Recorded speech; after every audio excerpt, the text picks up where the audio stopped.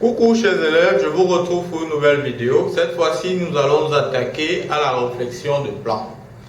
Dans notre vidéo ici, il est question de retrouver l'expression analytique de la réflexion de plan, c'est-à-dire de vous montrer comment est-ce qu'on fait pour retrouver l'expression analytique de la réflexion du plan. Nos deux précédentes vidéos nous ont permis de comprendre comment faire pour trouver l'expression analytique de la translation et de l'homothétie. Je pense que c'était des exercices suffisamment simples parce qu'on connaissait déjà la translation et l'homothétie dans le cadre du plan. Maintenant, dans l'espace, c'est pratiquement la même chose. Ici, donc, nous allons apprendre deux choses. La première chose, ça sera la caractéristique d'une réflexion de plan. Deuxième chose, comment faire pour déterminer l'expression analytique connaissant la caractéristique de la réflexion du plan. Bien, sans plus tarder, commençons. Nous avons dans notre exercice, dans cette activité, l'activité 3, on a donc le plan pi d'équation x moins 2y plus z moins 3 égale à 0. On nous demande de déterminer l'expression analytique de la réflexion de ce plan. Alors, revenons dans ce que dit le cours. Le cours dit quoi? Le cours dit que si vous avez deux points M et M, S de pi réflexion de plan pi, si S de pi transforme M en M', cela veut dire deux choses. Première chose, que la droite MM' est orthogonale au plan pi. Et deuxième chose, que, j'espère que vous voyez bien, I, milieu du segment MM' appartient au plan pi. Voilà donc, chers élèves, la caractéristique. Ça, c'est la caractéristique de la réflexion de plan. Regardez donc comment on utilise cela pour pouvoir déterminer l'expression analytique de notre plan ici. Alors, j'ai première chose, MM' est orthogonal au plan pi. Alors, nous savons qu'un plan dans l'espace est déterminé, bien caractérisé par son vecteur normal. Donc, on dit que une droite MM' est orthogonale au plan. Cela veut dire que cette droite, le vecteur directeur de la droite qui est le vecteur MM' sera forcément collinéaire au vecteur normal du plan. Connaissant l'équation du plan qui est x moins 2y plus z moins 3 égale à 0, nous pouvons déduire les coordonnées du vecteur normal, à savoir 1, moins 2 et 1. Voilà. Donc, MM'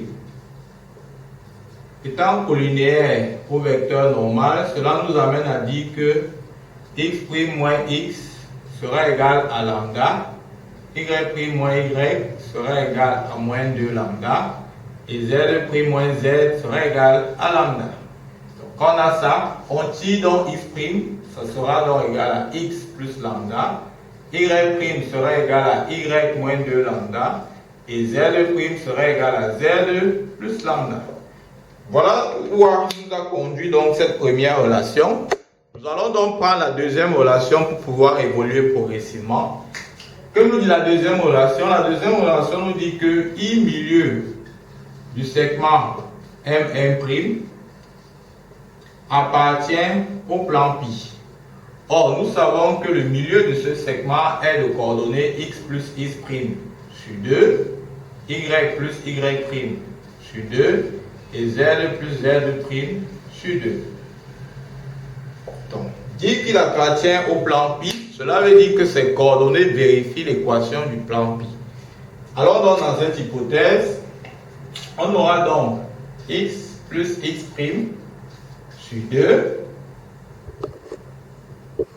comme ça, moins 2 y plus y' sur 2, plus z plus z' sur 2 moins 3 sera égal à 0.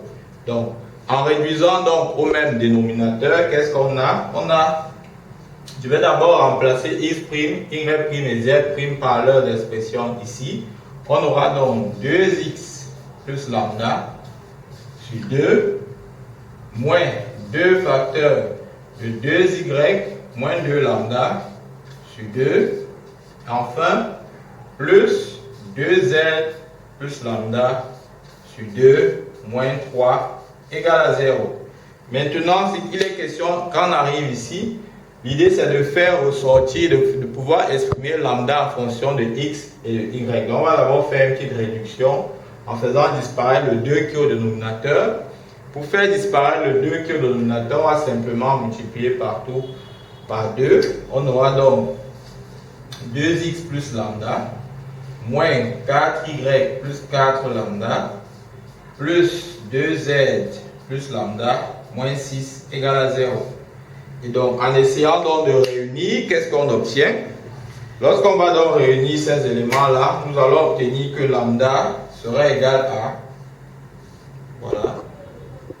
On va obtenir que lambda serait égal à moins 1 tiers de x plus 2 tiers de y moins 1 tiers de z plus 1. Alors je vous donne le résultat pour vous épargner simplement du calcul dans la vidéo, ça ne sert à rien. Vous savez savoir que vous pouvez retrouver ce résultat tout simplement en faisant le petit calcul là, ça ne va pas vous dépasser. Donc une fois qu'on a exprimé la valeur de lambda en fonction de x, de y et de z, on revient donc dans notre expression de départ qui est celle-ci. On va remplacer chaque fois lambda par sa valeur.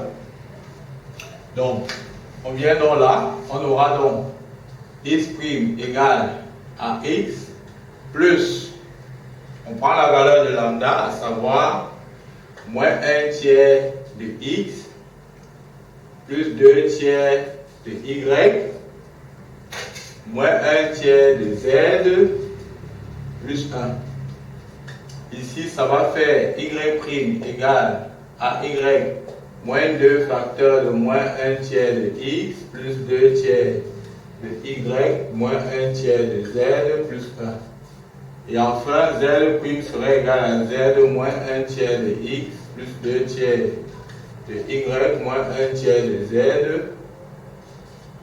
et plus 1.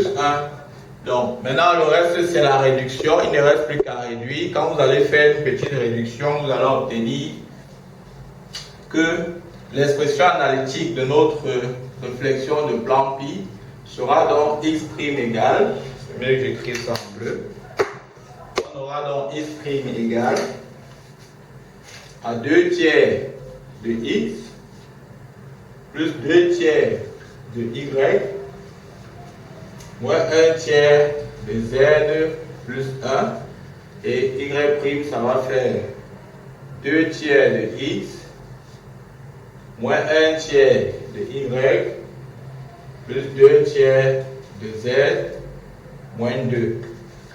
Et enfin, on aura donc z' égale à moins 1 tiers de x plus 2 tiers de y plus 2 tiers de z plus 1. Voilà donc, chers élèves, comment est-ce qu'on fait pour déterminer l'expression analytique d'une réflexion de plan. Je rappelle que on s'appuie essentiellement sur sa caractéristique qui est celle-ci pour pouvoir ressortir l'expression analytique. J'espère que cette vidéo vous aura beaucoup aidé. Je vous remercie pour votre écoute et je vous dis à très bientôt. Bye bye.